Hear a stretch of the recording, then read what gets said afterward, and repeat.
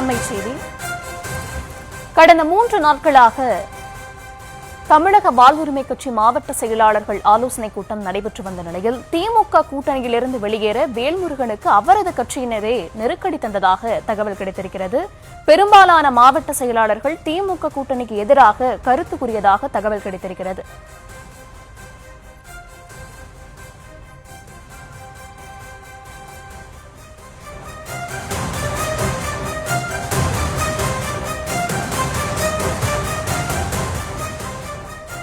தமிழக வாழ்வுரிமை கட்சி மாவட்ட செயலாளர்கள் கூட்டம் கடந்த 3 நாட்களாக நடைபெற்று வந்த நிலையில் அந்த கூட்டத்தில் திமுக கட்சியிலிருந்து வெளியேற வேண்டும் என்று மாவட்ட செயலாளர்கள் வலியுறுத்தியதாக ஒரு தகவல் கிடைத்திருக்கிறது. இது பற்றின முழு விவரங்களுடன் செய்தி அரங்கிலிருந்து ராஜேஷ் இணைந்திருக்கிறார். அவரிடம் பேசலாம். வணக்கம் ராஜேஷ், என்ன நடக்கிறது? அந்த மாவட்ட ஆலோசனை கூட்டத்தில் என்னென்ன முடிவுகள் எடுக்கப்பட்டிருக்கு? விவரங்கள் என்ன? வணக்கம். தமிழக வாழ்வுரிமை கட்சியினுடைய தலைவர் வேல்முருகன் கடந்த 3 நாட்களாக அந்த கட்சியினுடைய மாவட்ட செயலாளர்கள், தலைவர்கள் உள்ளிட்ட நிர்வாகிகள் கூட்டத்தை நடத்தி கொண்டிருக்கிறார். தமிழ்நாடு முழுவதும் பல்வேறு மாவட்டங்களிலிருந்து அந்த கட்சியினுடைய நிர்வாகிகள் பங்கேற்று தங்களுடைய உள்ள குமுறல்களை அவர்கள் கட்சியினுடைய தலைவர் வேல்முருகனிடம் வெளிப்படுத்தி வருவதாக தகவல்கள் கிடைத்திருக்கிறது. திமுக கூட்டணியில் தற்போது 10க்கும் மேற்பட்ட கட்சிகள் கூட்டணியில இருக்கக்கூடிய நிலையில் அதில் ஒரு முக்கிய கட்சியாக தமிழக வாழ்வுரிமை கட்சியும் இருக்கின்றது. ஆனால் கடந்த அந்த 5 ஆண்டுகளாக அவர்களுக்கு சில முக்கியத்துவங்கள் இல்லை என்று மாவட்ட செயலாளர்கள் இந்த கூட்டத்திலே பிரதிபலித்திருக்கின்றார்கள். மாவட்ட செயலாளர்கள், அதாவது ஒவ்வொரு அணியாக அவர்கள் அழைக்கப்படுகின்றார்கள். அதாவது ஒரு 8 மாவட்டம், பிறகு ஒரு 10 மாவட்டம் என்று தினசரி இந்த கடந்த 3 நாட்களாக இந்த ஆலோசனை கூட்டமானது நடைபெற்றுக் கொண்டிருக்கிறது. அப்படி நடைபெறக்கூடிய இந்த கூட்டத்திலே தான் தொடர்ந்து இந்த 4 ஆண்டுகளிலே கூட்டணி கட்சி, அதாவது அங்க இருக்கக்கூடிய மற்ற கூட்டணி மாவட்ட செயலாளர்கள் ஆகியோரிடம் எங்களுக்கு முக்கியத்துவம் இல்லை, இந்த கூட்டணியிலே நீங்கள் இருந்து கொண்டு இந்த 5 ஆண்டு காலமாக நாம் எந்த பெரிய போராட்டத்தையும் கூட அரசுக்கு எதிராக செய்ய முடியாத சூழல் இருக்கிறது என்று பல விஷயங்களை பட்டியலிட்டு உள்ள குமுறல்களை வெளிப்படுத்தி இருக்கின்றார்கள். அவர்கள் பேசியதனுடைய சாராம்சம் என்னவென்று சொன்னால், இதற்கு மேலும் நாம் திமுக கூட்டணியில் இருக்க வேண்டாம், திமுக கூட்டணியிலிருந்து வெளியேறுவோம் என்று 90% மாவட்ட செயலாளர்கள் சொல்லியிருப்பதாக தகவல் கிடைத்திருக்கின்றது. மேலும் சில மாவட்டங்களும் நேர்காணல் நடைபெற இருக்கக்கூடிய காரணத்தினாலே, அந்த ஆலோசனை கூட்டங்கள் நடைபெற இருக்கக்கூடிய காரணத்தினாலே கட்சியினுடைய தலைவர் வேல்முருகன் எந்த ஒரு கருத்தையும் குறிப்பிடாமல், அதே நேரத்தில் அந்த மாவட்ட செயலாளர்கள் என்ன சொல்கிறார்களோ அதை மட்டும் கேட்டுக்கொண்டிருப்பதாக நமக்கு தகவல் கிடைக்கின்றது. மாவட்ட செயலாளர்கள், அதாவது தமிழக வாழ்வுரிமை கட்சியினுடைய மாவட்ட செயலாளர்கள் பெரும்பகுதியினர், இன்னும் சொல்ல போனால் 90% பேர் கடும் அதிருப்தியில் இருப்பதாகவும், திமுக கூட்டணியிலிருந்து வெளியேறி 234 தொகுதிகளில் நம்ம போட்டியிடலாம் என்றும் கூட பலரும் எழுதி கொண்டிருக்கிறார்கள்.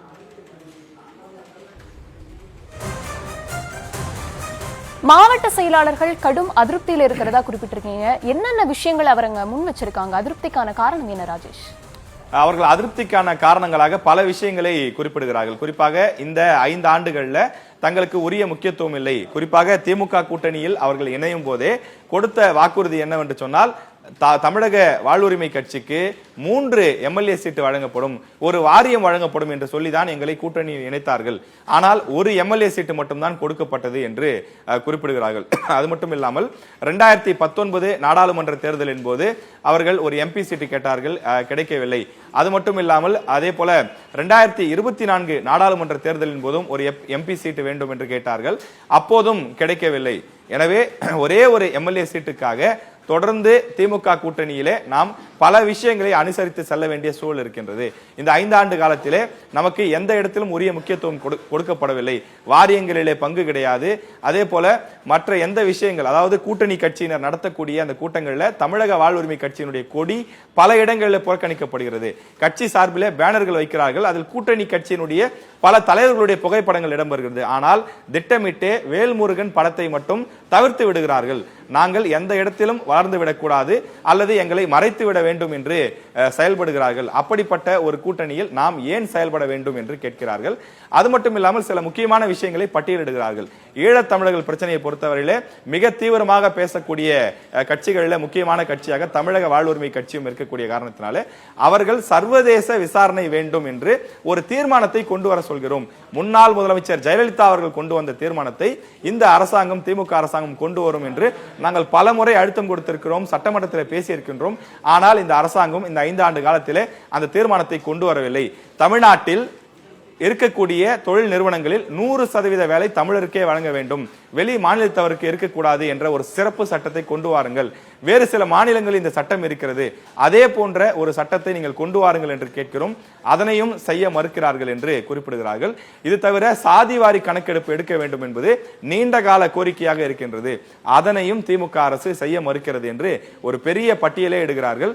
இப்படி தமிழக வாழ்வுரிமை கட்சியினுடைய முக்கிய கோட்பாடாக இருக்கக்கூடிய, அவர்களுடைய முக்கிய கொள்கையாக இருக்கக்கூடிய எந்த விஷயத்தையும் திமுக அரசு செய்து கொடுக்கவில்லை. அப்படி எந்த கொள்கைகளையும் நம்மால் செய்ய முடியாது என்று சொன்னால், எந்த விஷயத்தையுமே திமுக தலைமை கேட்காது என்று சொன்னால் நாம் எதற்காக இந்த கூட்டணியிலே தொடர வேண்டும்?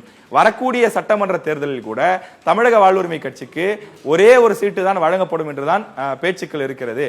அப்படி ஒரே ஒரு சீட்டுக்காக நாம் எதற்காக நம்முடைய போராட்டங்களை, நம்முடைய விஷயங்களை எல்லாம் இழக்க வேண்டும் என்று கேட்கிறார்கள். நடிகர் கமலஹாசன் ஆரம்பித்த கட்சி என்பது தற்போது ஆக்டிவாக இல்லை. அவர் கடந்த 5 ஆண்டுகள் தமிழ்நாட்டு மக்களுடைய எந்த பிரச்சனைக்காவது போராட்ட களத்திற்கு வந்தாரா, அல்லது அந்த கட்சி ஏதாவது களத்திலே இறங்கி போராடி இருக்கிறதா? ஆனால் நாம் எத்தனை பிரச்சனைகளுக்கு சென்றிருக்கின்றோம். கமலஹாசன் அவர்களுக்கு 3 சீட்டு தருவதாக பேசுகிறார்கள், தேமுதிகவிற்கு 6 சீட்டு 8 சீட்டு ஒரு ராஜ்யசபா சீட்டு என்று பேசுகிறார்கள். தற்போது தமிழ்நாடு முழுவதும் பரவலாக இல்லாத கருணாஸ், அதே போல தனியரசு உள்ளிட்ட நபர்களை எல்லாம் அழைத்து அவர்களுக்கு ஒரு சீட்டு என்கிறார்கள். கருணாசுடைய போராட்டமும் கருணாசுடைய கட்சியினுடைய வலிமையும் தமிழக வாழ்வுரிமை கட்சியினுடைய வேல்முருகனுடைய வலிமையும் ஒன்றா? நாங்கள் 234 தொகுதிகளும் கட்சியை வைத்திருக்கின்றோம். வட மாவட்டங்களில் பல தொகுதிகளில் நாங்கள் வலிமையாக இருக்கின்றோம். இன்னும் சொல்ல போனால் கடலூர் மாவட்டத்திலே 9 தொகுதி இருக்கின்றது. கடந்த 2021 சட்டமன்ற தேர்தலில் பல தொகுதிகளில் 1000 வாக்குகள், 2000 வாக்குகள், 8000 வாக்குகள் வித்தியாசத்திலே தான் அங்க இருக்கக்கூடிய திமுக அல்லது திமுக கூட்டணி கட்சி எம்எல்ஏக்கள் வெற்றி பெற்றிருக்கிறார்கள்.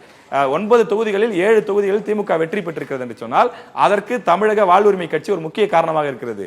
சேலம் மாவட்டத்தில் 11 தொகுதி இருக்கிறது. 11 தொகுதிகளில் பல தொகுதிகளில் 10,000க்கும் மேற்பட்ட வாக்குகளை நாங்கள் வைத்துக் கொண்டிருக்கிறோம். 3 மாநாடுகளை நாங்கள் அங்கு நடத்தி இருக்கின்றோம். அது மட்டும் இல்லாமல் 2 லட்சத்துக்கும் மேற்பட்ட உறுப்பினர்கள் எங்களுக்கு இருக்கிறார்கள். இதெல்லாம் ஆதாரப்பூர்வமாக இருக்கின்றது.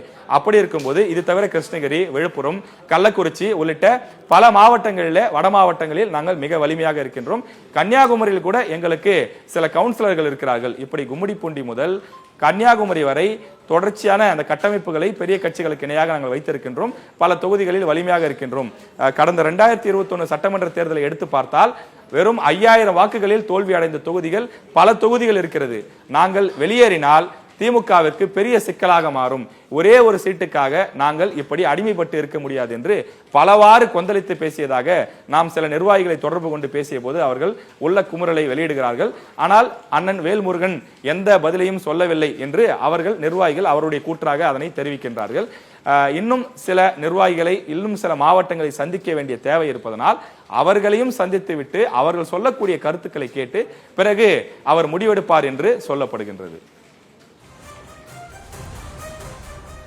ஒருவேளை திமுக கூட்டணியை விட்டு வெளியேறினா அந்த கட்சிக்கு இருக்கக்கூடிய அடுத்த கட்ட வாய்ப்புகள் என்னென்ன ராஜேஷ்? அவருக்கு இருக்கக்கூடிய அந்த வாய்ப்புகள், அதாவது தமிழக வாழ்வுரிமை கட்சியினுடைய தலைவர் வேல்முருகனுக்கு இருக்கக்கூடிய வாய்ப்புகள் என்ன என்று நாம் பார்க்கும்போது அவருக்கு 3 வாய்ப்புகள் இருக்கிறது. அதாவது திமுக கூட்டணியிலிருந்து அவர் வெளியேறுகிறார் என்று சொன்னால் அவருக்கு முன்னால் இருக்கக்கூடிய வாய்ப்பு, ஒன்று 234 தொகுதியிலும் தனித்து போட்டியிடலாம், அல்லது விஜயனுடைய கட்சியிலே சென்று அந்த கட்சியுடன் கூட்டணி அமைத்து போட்டியிடலாம், அல்லது அதிமுக தலைமையிலான கூட்டணியில இணைந்து போட்டியிடலாம்.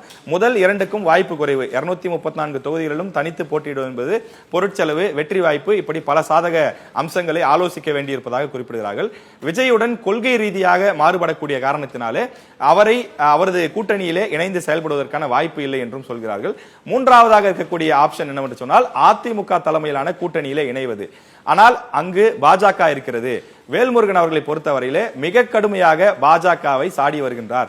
அப்படி இருக்கும்போது அந்த கூட்டணியில் எப்படி சேர முடியும் என்று சில நிர்வாகிகள் கேள்வி எழுப்புவதாக சொல்கிறார்கள். ஆனால் அதற்கும் அவர்கள் கட்சியிலிருந்தே பதில் சொல்கிறார்கள். ஈழத்தமிழர்கள் விவகாரத்திலே இனத்தை அழித்த காங்கிரஸ் கட்சியுடனே நாம் கூட்டணி வைத்து விட்டோம், பாஜக அப்படியான தவறுகளை செய்யவில்லை. அப்படி இருக்கும்போது அவர்களுடன் கூட்டணி வைப்பதில் என்ன தவறு என்று சில நிர்வாகிகள் கேட்பதாக சொல்கிறார்கள். இன்னும் சொல்ல போனால் ஈழத்தமிழர்கள் விவகாரத்திலே இன்னும் செய்யப்பட வேண்டிய விஷயங்கள் நிறைய இருக்கிறது. அதை செய்து கொடுக்கக்கூடிய இடத்தில் பாஜக தான் இருக்கிறது. தற்போது பாஜகவுடன் நெருக்கமாக இருக்கக்கூடிய கட்சிகள் ஈழத்தமிழர் உரிமைகளை பற்றி பேசுவதற்கு வலிமையாக அவர்களிடம் இல்லை. நாம் சென்று அவர்களிடம் பேசினால் பாஜக ஒருவேளை இதனை செய்து கொடுப்பதற்கான வாய்ப்பு இருக்கிறது அல்லவா? இப்படியே நாம் ஒதுங்கி நின்றால் நம்முடைய உரிமைகளையும் நம்முடைய அனைத்து விஷயங்களையும் இழக்கக்கூடிய சூழல் தானே இருக்கின்றது. ஒரு கூட்டணி கட்சி தலைவர் என்ற அடிப்படையில் உரிய மரியாதை இல்லை, அனைத்து கூட்டங்களுக்கும் அழைக்கப்படுவதில்லை, புகைப்படங்கள் போடுவதில்லை, கொடிகளை கூட தமிழக வாழ்வுரிமை கட்சியினுடைய கொடிகள் பல இடங்களில் பிரச்சார பயணங்கள் கூட புறக்கணிக்கப்படுகிறது என்று தங்களுடைய உள்ள குமுறலை போன் செய்தால் அவர்கள் கொட்டி தீர்க்கிறார்கள். எனவே இப்படிப்பட்ட சூழ்நிலை இருக்கக்கூடிய நிலையில் இதற்கு மேலும் ஒரே ஒரு சீட்டுக்காக திமுகவுடன் ஒட்டி இருக்க முடியாது. நாங்கள் இழந்தது போதும். இந்த 5 ஆண்டு காலத்திலே எத்தனையோ பல போராட்டங்களை நாங்கள் செய்திருக்க வேண்டும். ஆனால் கூட்டணி கட்சியினுடைய தர்மத்திற்காக நாங்கள் அந்த போராட்டங்களை எல்லாம் செய்யாமல் தியாகம் செய்திருக்கின்றோம். ஆனால் அதற்கு பலனாக எந்த ஒரு நன்மையும் கட்சிக்கோ மக்களுக்கோ அல்லது நாங்கள் வைத்த கோரிக்கையோ நியாயமான கோரிக்கைகள் கூட ஏற்கப்படவில்லை. தமிழ்நாட்டில் தமிழர்களுக்கு வேலை வேண்டும், 100% கொடுப்பதை உறுதி செய்யுங்கள் என்று சொல்கிறோம்.